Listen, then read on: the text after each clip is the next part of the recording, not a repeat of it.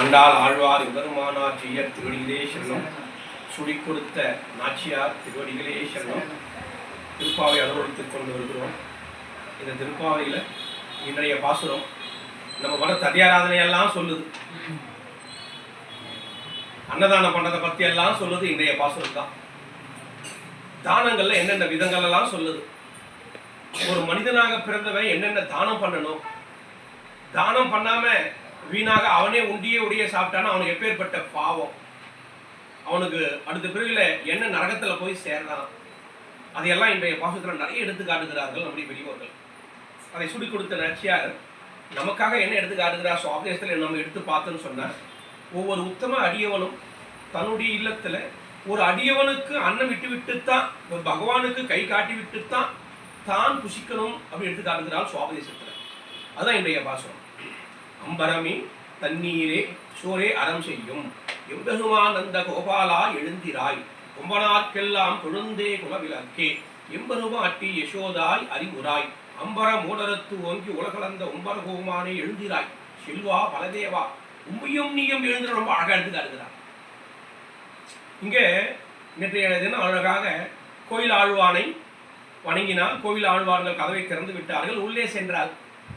பிராட்டி அனுமதி தானத்தை பண்ணினாளா அப்படின்னு பார்த்தோமா? ஏன்னா இந்த இடத்துல பிராட்டி அனுமதி தானத்தை பண்ணினாள்.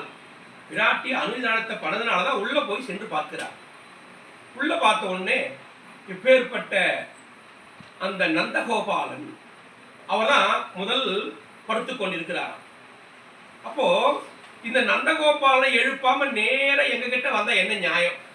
எங்களுக்கெல்லாம் அப்பான்னு ஒருத்தர் இருக்கிறாரு, அவர்கிட்ட அனுமதி பெற்றிருந்தாரு, நீ என்கிட்ட வரணும், நேரம் என்கிட்ட வரைய நீ என்ன அப்படின்னு கோபமா கேட்டாராம் அண்ணாள் கிட்ட. கண்ணன் அம்மா அம்மா என்னை மன்னிச்சிடு அப்படின்னு சொல்லிட்டு, இப்போ நந்தகோபாலன் சொன்னா அந்த நந்தகோபாலன் உண்டான பெருமையெல்லாம் சொல்லணும்ல, அவர் என்னென்ன பண்றாருன்னு சொல்லணும்ல. அவர் எப்பேற்பட்டவர், அதுவும் கூர்வேல் கொடுந்தொழிலன் நந்தகோபன் குமரன் வேற சொல்லிட்டா முதல்லயே இல்லையா, ரொம்ப அழகாக. அது என்னடா அது, அப்பேற்பட்ட நந்தகோபாலன் என்ன ரொம்ப கொடுமையானவரா? இல்ல, கண்ணன் பக்கத்துல ஒரு ஈ எறும்பு வந்தா கூட வேலை எடுத்து வேகமா குத்துவாராம். என்னடா இது, என்ன ஒரு ஈ எறும்பு ஒரு அசுரம் வந்து நான் என்ன பண்ணுவேன், என் கண்ணனை நான் தானே காப்பாற்றணும். அப்பேற்பட்ட கூர்வேல் கொடுந்தொழிலனா இங்க எங்க விசேஷமா எடுத்து காட்டுகிறார்கள் என்றால், மிக விசேஷமா சொல்றாங்க பெரியவாச்சாரத்தில் வியாக்கியானத்துல தான், தம்பி உடையான் வடை கஞ்சான். என் கண்ணனுக்கு தம்பியா இருக்கிறான், அண்ணன் தான், அவரோ ரொம்ப உத்தமர், பாவம், அவருக்கு ஒண்ணுமே தெரியாது. இது பராசரப்பட எடுத்து காட்டுவார் மிக அழகாக.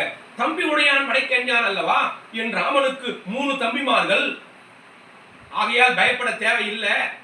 அதுவோ எப்பேற்பட்ட யுகம், யுகமோ திரேதா யுகம், ஆகையினால் பயப்பட தேவையில்லை. ஆனா என் கண்ணனுக்கு அப்படியா, ஈ எறும்பெல்லாம் இங்க அசுரனா வரான், ஒரு சக்கரம் வந்தா அந்த சக்கரத்துல ஒரு அசுரம் வரான். சரி, ஒரு தாய் தான் இருக்குதுலே தெய்வம் மாதிரி, அந்த தாய் ரூபத்துல ஒரு போதைக்கு வரா. அப்ப இப்படியெல்லாம் இருக்கக்கூடிய இப்பேற்பட்ட துவாரபா யுகம், துவாரபாகம் எப்படி கலியுகத்துக்கு தோல் தீண்டிய யுகமா. கலியுகத்துல அதர்ம தர்மமா தெரியும், தர்மம் அதர்மமா தெரியும்.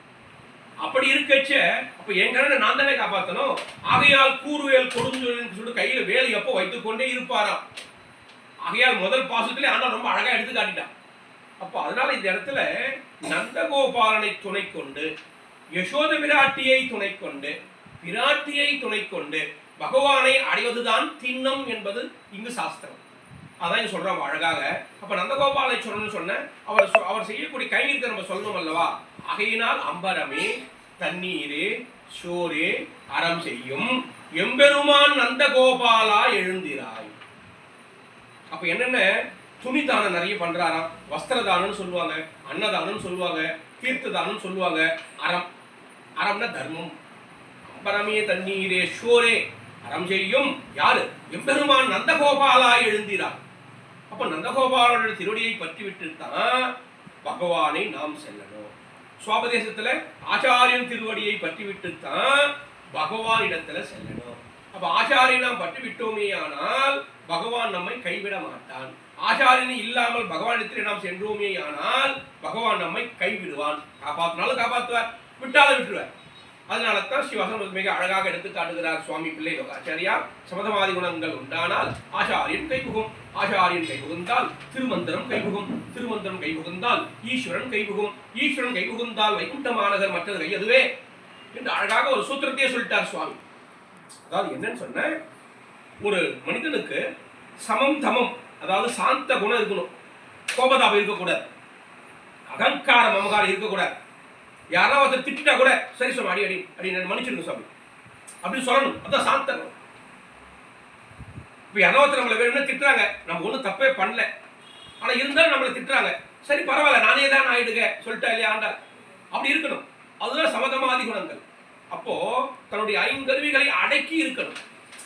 இந்த கண்ணு கண்டதே காட்சி, கண்டதே கொண்டதே கோலன்னு போகும், நாக்கு ருசியான கேட்கும், காது சாதாரண சம்சாரிகள் வார்த்தையை கேட்கும். அப்படியெல்லாம் இல்லாம பகவானுடைய விஷயங்கள வாய் பேசணும், பகவானோட நாம சங்கீர்த்தனங்களை காது கேட்கணும், பகவானுடைய திருவடியெல்லாம் இந்த கண்ணு பார்க்கணும். இப்படி ஐங்கருவிகளை அடக்கி இருப்பவன். இப்படியெல்லாம் இருந்தால் அவனுக்கு சமதமாதி குணங்கள் இருக்குன்னு அர்த்தமா. அகங்கார மமகாரம் இல்லாம சாந்தம் சாந்தம், எப்ப பார்த்தாலும் அப்படியே யாரை பார்த்தாலும் அடியன் அடியன் அடியன் அடியன் வரான். இந்த ராமாயணத்துல மிக அழகாக சொல்லும் பொழுது இளைய பெருமாளும் ராமரும், ராமர் என்ன சொல்லுவாராம், எங்க பார்த்தாலும் அடியேன் அடியேன் அடியேன்னு வரான். இளைய பெருமாள் சொல்லுவாராம், அண்ணா யாருக்கிட்ட அடியான்னு சொல்லும் அவர்கிட்ட மட்டும் அடியான்னு சொல்லும், எல்லாருக்கிட்ட அடியான் அடியான்னு சொல்லிங்க நீர் அப்படின்னு சொல்ல, இப்ப யாருக்கிட்ட அடியான்னு சொல்லிட்டாரு, விபீஷண ஆழ்வான் அவர்கிட்ட அடியான்னு சொல்லிட்டார், சுக்ரீவன் அவர்கிட்ட அடியான். சரி அங்கெல்லாம் சொல்லலாம் ரைட்டு, அதெல்லாம் கூட பரவாயில்ல. எப்படி 3 நாள் யாருக்கிட்ட, அங்க இவர் தவம் பண்றார், யாரு ராமர், யாருக்கிட்ட, ஒரு கடலாசன் கிட்ட இல்லையா, ஒரு கடலாசன் கிட்ட தானே அங்க கேட்கிறாரு இல்ல, அவங்கிட்ட போய் நீ அடியான் அடியான்னு சொன்னா அவன் எங்கன்னா வருவானா, எடு கல் எடுத்து கொம்பு எடுத்தாதான் குரங்காடும், எடு அப்படின்றாரா கோபமா. அதுக்கப்புறம் இப்ப பாரு, இப்பொழுதே அதுக்கு லட்சுமணா என் வில்லையும் அம்பையும் கொண்டு வா, இந்த கடலை வற்ற விடுகிறேன், இப்பதான் கோபம் வந்து அடியான்னு அவங்ககிட்ட எல்லாம் சொல்லாதன்னு சொன்னேன். அப்ப யாருக்கிட்ட அடியான்னு சொல்லணும், அவங்ககிட்ட தான் அடியான்னு சொல்லணும். அந்த அடியான்ற மரியாதை தெரியாதவங்கிட்ட போய் நீ சொன்னா அவன் புரிஞ்சுப்பானா. அப்படி எடுத்து காட்டும் போது சுவாபதேசத்துல ஆண்டாள் இங்க சொல்லி கொடுத்த நாச்சியாரன் எடுத்து காட்டுகிறாரு சொன்ன, அது ராமனுக்கு உண்டான பெருமை, நமக்கு அப்படி அல்ல. யாரை பார்த்தாலும் நாம் அடியான்னு சொல்லலாம், தப்பு இல்லை. ஏன் எல்லாருமே பகவானுடைய குழந்தைகள் தானே, எல்லாமே பகவானுடைய வஸ்துக்கள் தானே, ஏன் பகவான் தானே எல்லாரையும் படைத்தார். இதுக்கு பேரு நயம் அப்படின்னு சொல்லுவாங்க. அப்போ அதாவது இந்த இடத்துல பகவானுடைய சொத்துன்னு சொன்னாவே கீழே வந்து வணங்கிடணுமா, அங்க திருமணி இருக்கா, அவன் பஞ்சவஸ்காரம் பண்ணிக்கிறானா, இதெல்லாம் நினைக்கவே கூட. இப்ப நம்ம கூட இதுக்கு முன்னே பஞ்சவஸ்காரம் பண்ணல, ஒருத்தர் காஞ்சிபுரத்தில் ஒருத்தர் அவர் கைகறிவே பண்றாரு. அவர் முதல்ல ஆரம்பத்துல பாத்தீங்கன்னு சொன்னா பல பல விதமான போட்டோ எல்லாம் வச்சிருந்தார், இந்த போட்டோ எல்லாம் எடுக்கலாமே அப்படின்னு சொன்னேன். இல்ல அது எங்க வெட்டிங் டே விசேஷமா கொடுத்தாங்க அப்படின்னு சொன்னவர். ஆனா இப்போ பாகவதாலாக இல்ல, பஞ்ச சம்ஸ்காரம் பண்ணல, புதுசா வரத்துக்கு எத்தனைக்கிறாங்க, அவங்க பக்கத்துல வந்து உட்காந்து எழுதி ஓடி போடுவார், உள்ள போய் உட்காந்துப்பார். நான் கேட்டேன், சாமி நீரே 30 வருஷத்துக்கு முன்னே பாவதாலா இல்ல, அடியன் பக்கத்துல உட்கார வச்சுதானே பிரசாதம் மாத்தினேன், அது போல அவனை உட்கார வச்சு பிரசாதம் மாத்தினாதானே அவன் அடுத்து பாவதாலா வரணும். அந்த 30 வருஷத்துல எங்க அப்பா அது போல உங்களை செஞ்சு இருந்தா நீர் இப்ப பாவதாலா ஆகி இருப்பீரா கேட்டதுக்கு அப்புறம் சில பேருக்கு புரியுது. அப்ப என்னென்ன சரியா பண்ணலையா பக்குவமா ஒருத்தர் சொல்லி பார்க்கணும். பரவாயில்ல கிருஷ்ணாபுரம் பக்கத்துல உட்கார வச்சு இப்படிலாம் செய்யுன்னு சொல்லி அவனுக்கு பிரசாதம் மாத்தணும், நம்ம பக்கத்துல உட்கார வச்சு மாத்தணும். ஏன் அவன் பகவான் சுத்தல்லவா, அவன் எப்ப திருந்துறது, அவன் எப்ப அடியார் ஆவறது, அவன் எப்ப பஞ்சம்ஸ்காரம் பண்றது, நான் போய் உள்ள உட்காந்து தனியா சாப்பிடுறது பாவதம் இல்ல. நீ அப்படி செஞ்சாயே ஆனால் பகவானுடைய மனம் வருத்தப்படுகிறது. என்னடா இது, இவனுக்கு ஏதோ ஞானபக்தி வேற கொஞ்சம் கொஞ்சம் கொடுத்தோம், அடுத்து வர்றவனுக்கு இவன் வழி உடனமா உட தேவையில்லையா, வழி உடனுமே அடுத்து வர்றவனை நியாயமா நீ கை பிடிச்சி இட்டுக்கிட்டு வந்து எங்கிட்ட நீ சேர்க்கணும். அவனாவே வரான், சரி வந்ததுக்கு அப்புறம் அவன்கிட்ட பக்குவமா சொல்லணும், பக்குவமா சொல்லி அவன் எதுவும் நம்ம கூட உட்காந்து சாப்பிட்றதுக்கு ஆசைப்படலாம். அதுக்கோசம் அவன் வந்து உட்காந்துட்டு நான் எந்த உள்ள போறேன்னா நீ பஞ்சவசார பண்ணி பிரயோஜனமே இல்லை, நான் சொல்லல வார்த்தாமாலையில சொல்லுது, அப்புறம் எம்எல்ஏ யாரும் கோஷிக்காதீங்க. எதுக்காக சொல்ல வந்தேன்னா, இங்க பாரு ஆண்டாள் நேற்றைய பார்த்தோம், எடுத்த உடனே தாயார கூப்பிட்டா கண்ணனை கூப்பிட்டா உடனே வணங்கிட்டான். உடனே கண்ணன் என்ன நினைக்கிறார் உள்ள, எங்க தகப்பன் இருக்கிறான், முதல்ல படுத்துக்கொண்டு இருப்பவர் அவர்தான், அவரை எழுப்பாம எங்கிட்ட நீ வர.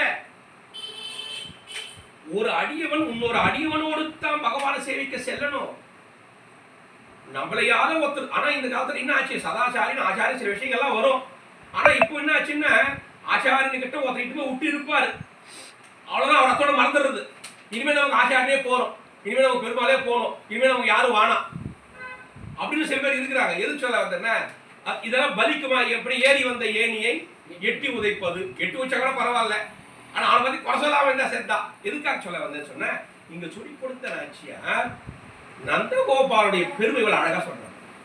கண்ணனுடைய உள்ளத்தை நன்றாக புரிந்து கொண்டார். கண்ணனுடைய உள்ளத்தை புரிந்து கொண்ட உடனே, என் தகப்பன்மார் அங்கே இருக்கிறார், அவருக்கு ஒரு வணக்கம் செலுத்தல, அவரை நீ எழுப்பல, அவரு ஒரு புகழ் பாடல, அப்ப நான் உனக்கு காட்சி கொடுப்பனா? அதனால தான் உடனே அதை புரிந்து கொண்ட சுடி கொடுத்த நாச்சியார், அம்பரமே தண்ணீரே சூரே அறம் செய்யும் எம்பெருமான் நந்தகோபாலா எழுந்திராய். இங்க இன்னொரு ரசோக்தியை எடுத்து காட்டுறாரு. சரி, இப்போ இந்த ஆண்டாள் ஆனவள் கண்ணனை கல்யாணம் பண்ணி போறா. இப்போ அவர் மாமனார் தான் ஆகுறார். என்ன சுவாமி, மாமனார் பேரை சொல்லலாமா? இவ இங்க மாமனார் பேரை சொல்றாளே, இது நியாயமா அப்படின்னு ஒரு கேள்வி. இதெல்லாம் அதே சொல்ல பெரிய வாசகங்களை வியாக்கியானத்தில் விசாரிக்கிறார், ரொம்ப விசேஷமா விசாரிக்கிறார். சுவாமி, இந்த காலத்துல மனைவியே கணவன் பேரை சொல்றா, அதனால சொல்லலாம். அது இந்த காலம், இது அந்த காலம் தானே. அந்த காலத்துல ஏன் இந்த சொல்லி கொடுத்த நாச்சியார் இப்படி சொல்லணும்னு சொன்ன, பெயரை சொல்லி பார்த்தா ரொம்ப ஆசையா இருந்துதான், அதனால சொல்லிட்டாளா நந்தகோபாலான். எவ்வளவு சால்ஜாப் சொல்றாரு பெரியவாச்சார். ஏன்னா தன்னுடைய தாயார் அல்லவா, தன் தாயாருக்கு சால்ஜாப் சொல்லணும் இல்ல.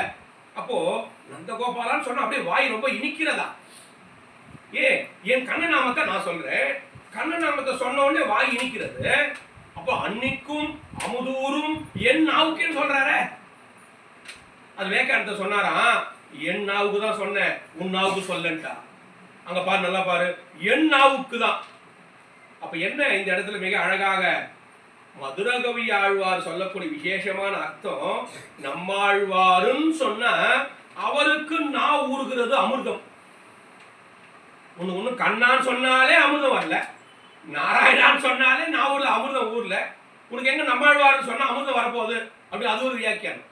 அதுபோல இங்கு சொல்லி கொடுத்த நாச்சியாரானவர் கண்ணனுடைய நாமதேயத்தை சொல்லி சொல்லி சொல்லி சொல்லி அமுதை வாழிலே பெற்றுக்கொண்டவர்.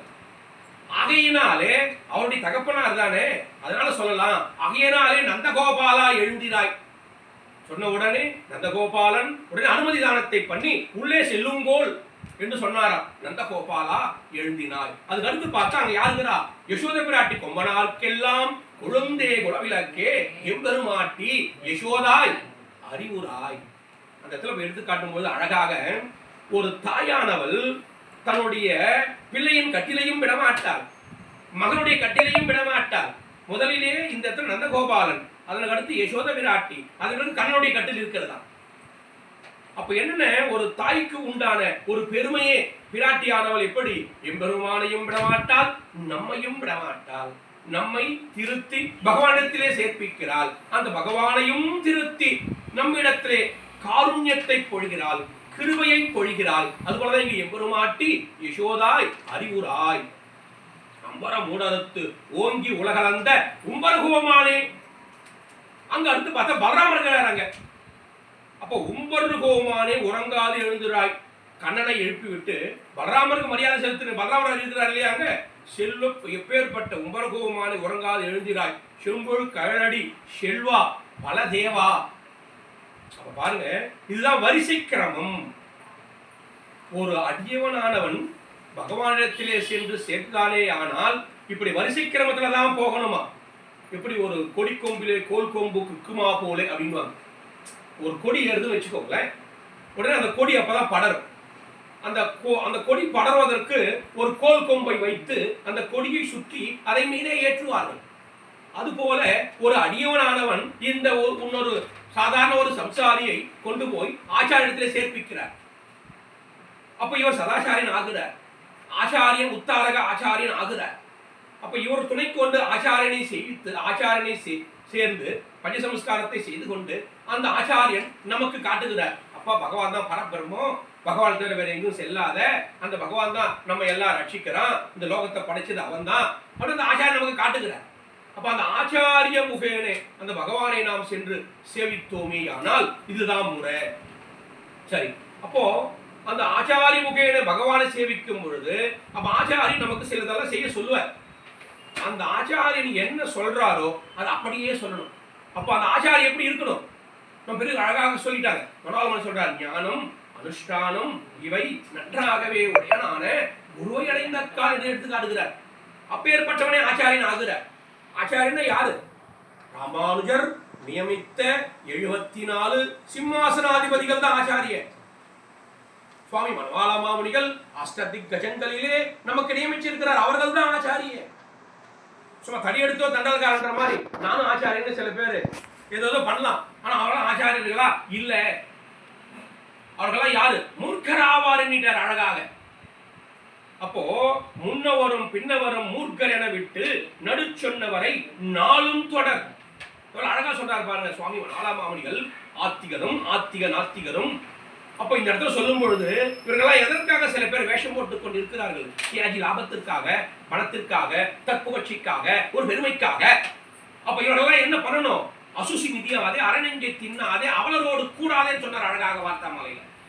ஒரு பண்ணி வருதுன்னு சொன்னா அதை பார்த்து நம்ம ஒதுங்கி போறல, அது போல ஒதுங்கி போயிடணும். அப்போ ரூல் ஒண்ணு இருக்கு. எபெருமானார் நியமித்த அந்த ஆச்சாரி புருஷர்கள் தான் இங்க நமக்கு ஆச்சாரிகள் ஆக முடியும், வேற யாரும் ஆக முடியாது. மனோலமாவில் நியமித்த அந்த அஷ்டதிக்கடிகள் அவர்கள் தான் ஆச்சாரியர்கள் ஆக முடியும். அவர்களை பார்த்து தான் நம்ம பஞ்ச நமஸ்காரம் பண்ணிக்கணும். அப்ப வேற எங்கேயும் தெரியாம போய் சேர்ந்துக்கிறோம், தெரிஞ்சதுக்கு அப்புறமா அது மாறிடணும்.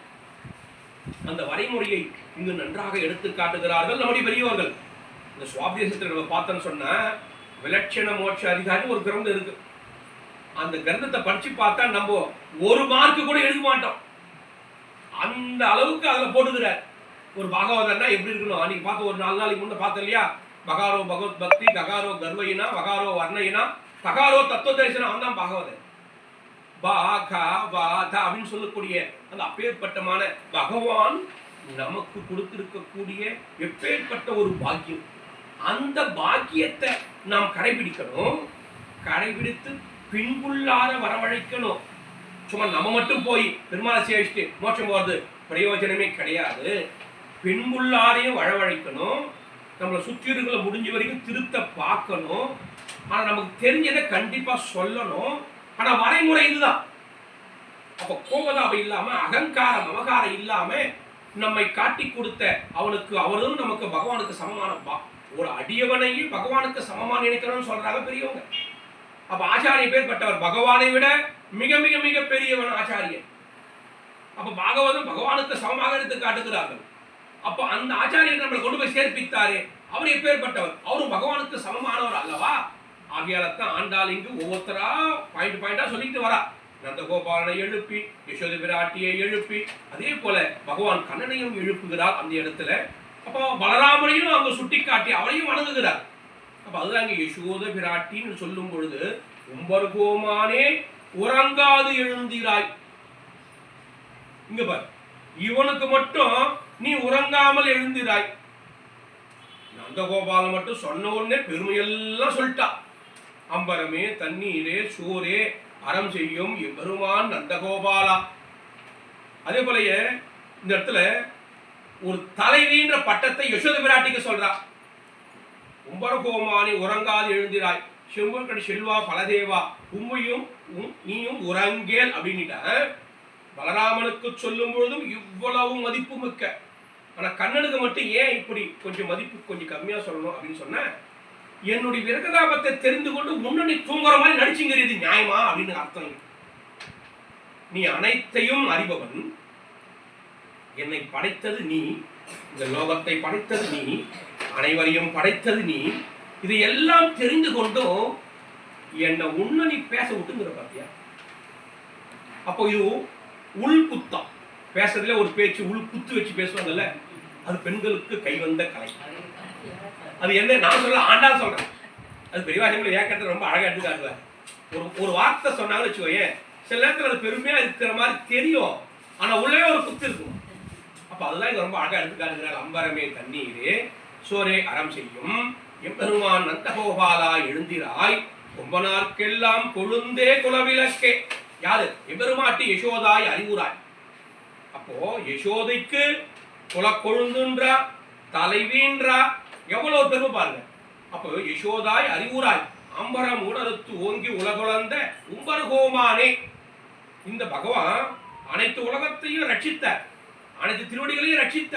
அப்ப அவன் என்ன ரட்சிக்கணும், ரட்சிக்க தேவையில்லையா? உன்னை நீ படுத்துட்டு இருக்கிற, இது எந்த வகையில நியாயம்? இது எங்களை நீ ரட்சிக்கணும் தலையா? உம்பர்கோமானே உறங்காது எழுந்தீராய் செம்பொற்கடி செல்வா பலதேவா உம்பையும் நீயும் உறங்கேலோர் எம்பாவாய். இது மிக விசேஷமான அர்த்தத்தை நமக்கு எடுத்துக்காட்டினால் சொல்லிக் கொடுத்த நாச்சியார் ஆண்டாள் ஆழ்வார் எம்பெருமானார் ஜீ. அடுத்த பாசம் நாளைக்கு